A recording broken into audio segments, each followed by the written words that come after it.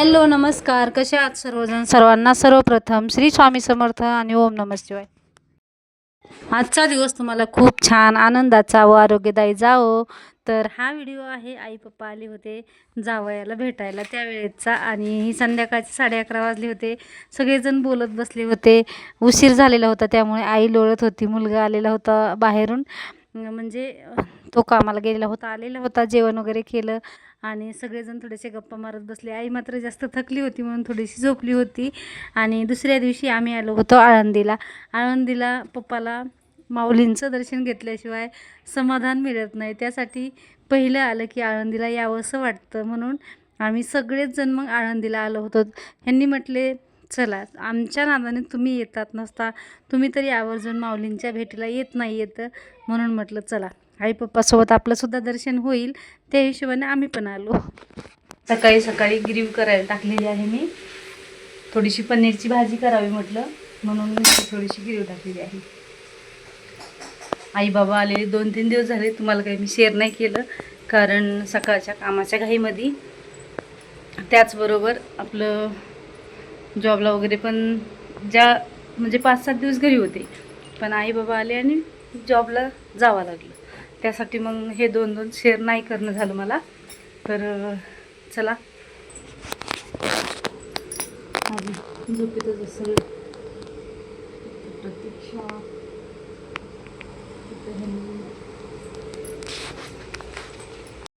भाऊ जवळ होता म्हणून कामाला गेलं तरी पाहुण्यांची थोडीशी सोय लागली. म्हणजे कसं, सकाळी मी स्वयंपाक वगैरे करून ड्युटीला गेले आणि नंतर संध्याकाळी भाऊजीनं स्वयंपाक वगैरे केला. मग आम्ही सगळ्यांनी मिळून मिसळून जेवण वगैरे केले, त्यामुळे काहीही वाटलं नाही. नसता तरीसुद्धा घरी राहिले नाही म्हणून ह्यावेळेस मला खूपच वेगळं वाटत होतं.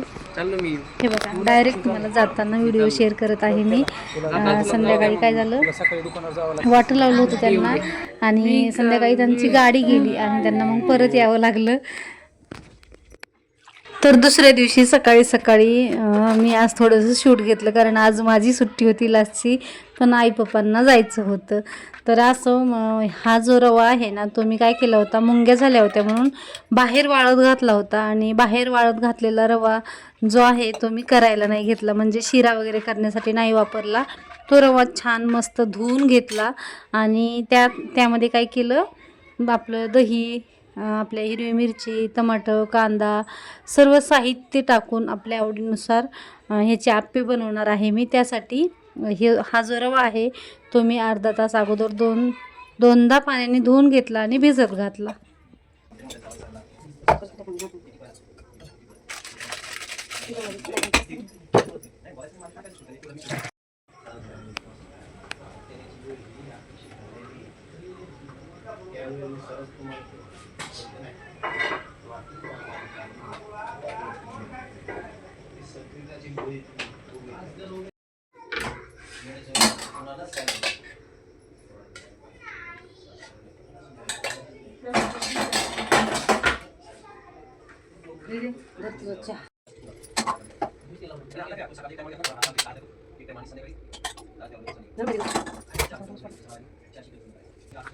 तर इथं सकाळी सकाळी मग दुसऱ्या दिवशी चहा वगैरे करून दिला. मी माझं आवरून घेतलं, रवा भिजत घातला, पूजा वगैरे करून घेतली आणि स्वयंपाकाला लागलेली आहे. स्वयंपाकात मात्र आता काय करावं, कारण यांना जायची पण घाई होती आणि सकाळी सकाळी आता दिवसभर प्रवास करायचा म्हटलं, थोडेफार सोबत चपात्या वगैरे पण करून द्यायला पाहिजेत, म्हणून म्हटलं आता काय करावं. म्हणून भेंडीची भाजी जी आहे ती करण्यासाठी घेतली, पण मग पोळ्या वगैरे ज्या आहेत त्या भाऊजीनेच करून दिल्या आणि मी इथंच फक्त सकाळच्या जेवणापुरता स्वयंपाक बनवला.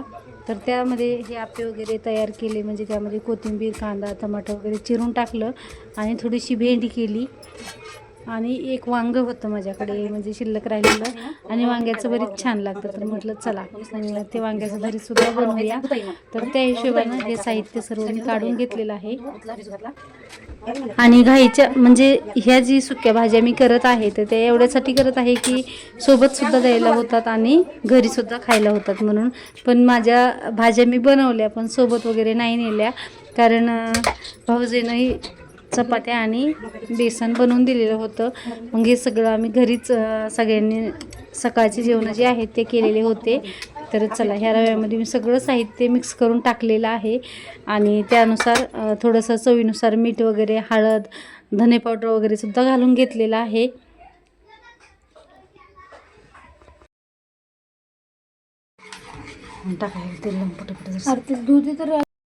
इथं कणिक मळायला घेतली मी आणि मी कणिक मळेपर्यंत प्रतीक्षानं दोन्ही बाजूनं लक्ष दिलं आहे. जे की एकीकडे मी हे वांग्यासाठी, भरितासाठी वांगं भाजायला घातलं होतं, त्यालासुद्धा थोडंसं लक्ष दिलं आणि इथं आप्पेसुद्धा बनवायला टाकलेले आहेत. खूप दिवसाच्या नंतर आपण एखादी वस्तू केली तर थोडीशी बिघडी होती. बिघडली म्हणजे असे काही नाही येतं, पण पटकन निघत नव्हते हे आप्पे, काय माहिती.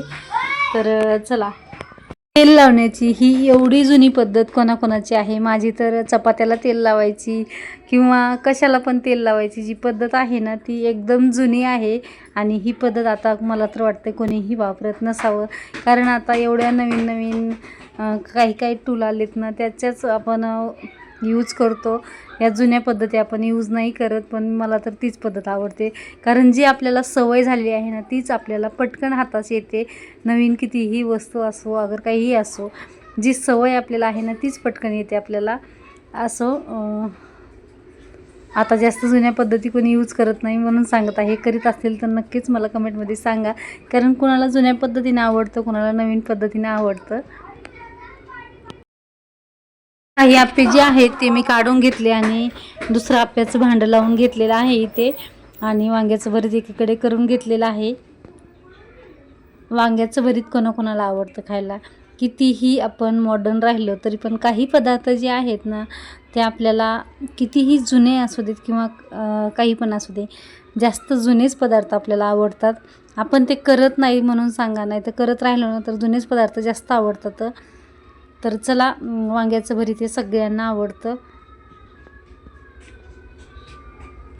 पण थोडी करण्याची पद्धत मात्र वेगळी येते. आपल्या गावाकडे मात्र आपण चुलीवर वगैरे करतो तर त्याची चव थोडीशी वेगळी येते आणि इकडची चव मात्र थोडीशी वेगळी येते, कारण पदार्थ पण थोडे वेगळे असतात. गावाकडची वांगी थोडी गावरान, शेतातली ताजी असतात आणि इथलची वांगी थोडेसे हायब्रिड पद्धतीचे असतात. पण थोडंसं वेगळ्या पद्धतीने केलं तर आपलीसुद्धा चव एकदम छान येते. असं बघा, कलर पण छान आलेला आहे. ह्याला मसाला वगैरे टाकलेला आहे, लाल तिखट घातलेला आहे, कोथिंबीर, कांदा, टमाटर टाकून मस्त असं जे आहे ते आपलं भरीत तयार झालेलं आहे. आणि थोडीशी भेंडीसुद्धा मी लगे हात काय केलेली आहे, बनवून घेतलेली आहे. आणि अशा प्रकारे साधा सोपा स्वयंपाक बनवण्याचा प्रयत्न मी केलेला आहे. तर हा तर आपला डेलीचाच स्वयंपाक आहे आणि आजचा तुम्हाला शेवटच्या दिवसाचा डेलीचा स्वयंपाक थोडंसं रुटीन जे आहे ते शेअर केलेलं आहे. भेंडी इथं झालेली आहे माझी. एकदम सोप्या भाज्या आहेत या आणि आपल्या टिफिनसाठी सुद्धा आपण झटपट पटकन होणाऱ्या आहेत, तर पटकन करू शकतो. याचं फक्त पूर्वनियोजनसुद्धा जास्त आपल्याला काही करायची गरज नसते.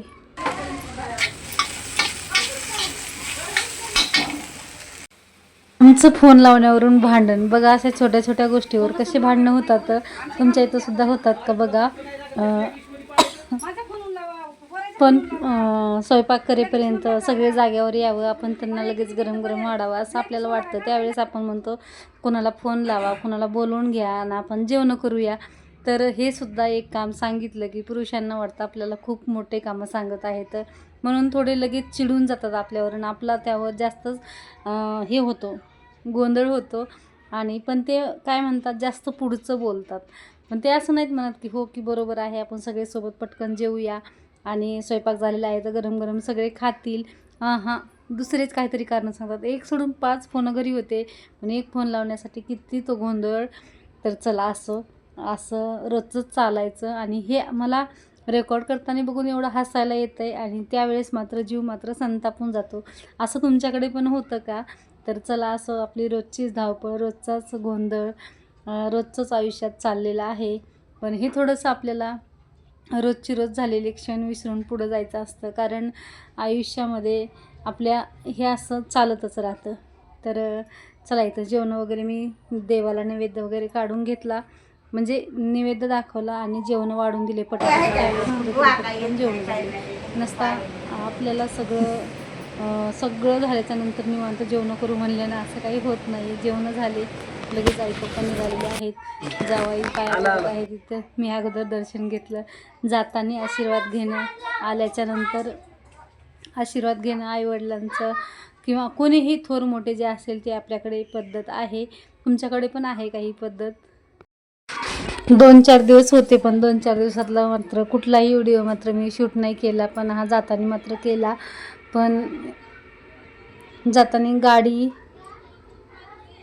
यांना बुक केलेली होती आणि हे जाणार होते जाता जाता मावशीच्या इकडे. तर चला यांना बसून वगैरे दिलं. पण बसून दिल्याच्या नंतर मात्र खूप अस्वस्थ वाटत होतं. घर रिकामं झालं होतं.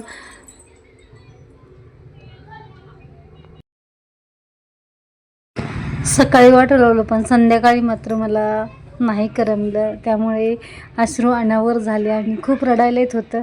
आतासुद्धा तुमच्याशी बोलते, पण मला रडायलाच येतं. तो क्षण आठवून खरंच मी न रडणारी मुलगी आहे, पण मला असं झालं की कधी कधी खूप रडायला येतं. तर चला, व्हिडिओ आवडला असेल तर लाईक, शेअर आणि सबस्क्राईब करा.